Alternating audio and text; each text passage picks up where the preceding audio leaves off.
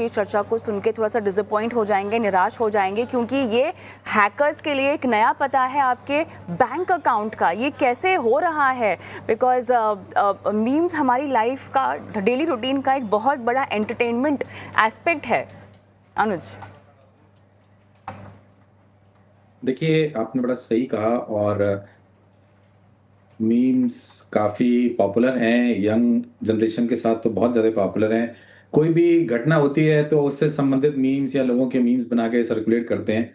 अक्सर ऐसा होता है कि साइबर क्रिमिनल्स इसका फायदा उठाकर उसके अंदर ही मैलवेयर, या जिसे हम लोग रैट, आरएटी बोलते हैं, उसको एम्बेड कर देते हैं। और जब आप मीम्स को क्लिक करते हैं, उसको देखते हैं, उससे साथ चल रहे मैसेज में किसी लिंक को क्लिक कर देते हैं, तो वो हिडन सॉफ्टवेयर इंस्टॉल हो जाता है और आपकी निजी जानकारी, जिसमें कि बैंकिंग सबसे इंपॉर्टेंट है, यूजर नेम, पासवर्ड और आपके ओटीपी भी चोरी हो जाते हैं। यूजर जो साइबर क्रिमिनल है उसके पास पहुंच जाते हैं। आप मीम देखने में, उस पर कमेंट करने में, उसे एंजॉय करने में लगे रहते हैं, और साइबर क्रिमिनल आपका पैसा, आपका बैंक अकाउंट एंजॉय करने लग जाते हैं। तो ये एक बहुत straight forward, one of the ways it is. कैसे है अनु, समझना मुझे ये है, बिकॉज देखिए मीम्स आपको हर तरह के प्लेटफॉर्म पर आते हैं। आप कोई भी सोशल मीडिया प्लेटफॉर्म पर ब्राउज़ कर रहे हो, या आपके डीएम्स तक मीम्स पहुंच जाते हैं, आपकी व्हाट्सएप की चैट लिस्ट तक में मीम्स पहुंच जाते हैं। तो आप मीम को खोलते हैं तब ये होता है, और वो मीम भी क्या एक पोस्टर वाली मीम की हम बात कर रहे हैं, या जो जिफ्स के रूप में आती हैं उसकी हम बात कर रहे हैं, बिकॉज अलग अलग स्वरूप है उसके भी।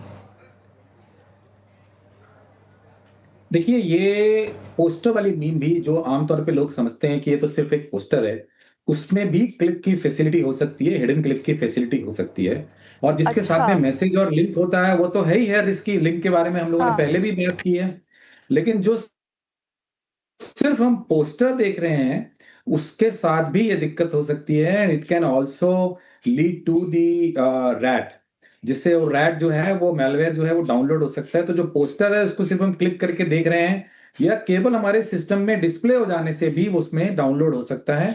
और वो करीब करीब वही काम करता है जो कि क्लिक वाला करता है। तो इसलिए कोई भी ऐसे सोर्स से मैसेज आ रहा है, लिंक आ रहा है, मीम या डिस्प्ले आ रहा है, जो रिलायबल नहीं है, और जिसमें कुछ ऐसी बात लिखी है जो आपको बहुत देखने का मन कर रहा है, रिएक्ट करने का मन कर रहा है, बड़ा करके देखना चाहते हैं, तो मुझे लगता है सावधान हो जाना चाहिए, और ये रिस्की हो सकता है।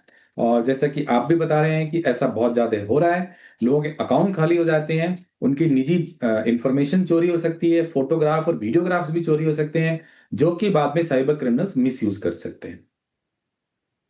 अगर आपने फ़ोन में आप कोई एंटीवायरस या एंटी मालवेयर कुछ डाउनलोड करें, तब भी ये मीम्स में जो पकड़ में नहीं आ पाएगा कि ये हैक कर रहा है आपके सिस्टम को।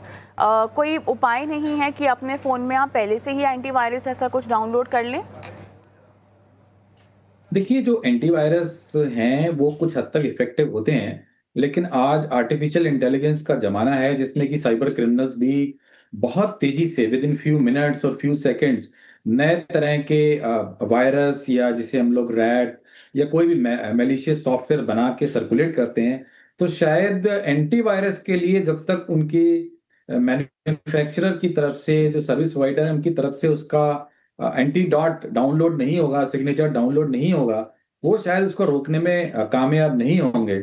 इसलिए उन्हें पूरी तरह से सुरक्षित नहीं माना जा सकता। कुछ रुक भी सकते हैं और कुछ नहीं भी रुक सकते हैं। तो कुल मिला के आपका रिस्क तो बना ही हुआ है। अगर आपने अपने आप को 100% सुरक्षित करना है, तो आप एंटीवायरस पे पूरी तरह से भरोसा ना करके, जैसा कि आपने भी अपने बताया कि ऐसे सोर्सेज से जहां पे भरोसा करना ठीक नहीं है, बल्कि ऐसे सभी सोर्सेज से जिनसे आप भरोसा कर रहे हैं, इसलिए भी नहीं करना चाहिए क्योंकि उन्होंने किस सोर्स से लिया है ये भी आपको नहीं पता है। तो आपके किसी निजी मित्र से आया है, आपको लग रहा है कि चलिए मेरे मित्र ने भेजा, लेकिन उसने बनाया तो नहीं है, उसने भी, तो भी शायद सोर्स का पता नहीं है। तो इसलिए इससे बचना ही, अपनी जिम्मेदारी को निभाना है, अपने बैंक अकाउंट को और अपनी निजी जानकारी को सुरक्षित रखना है।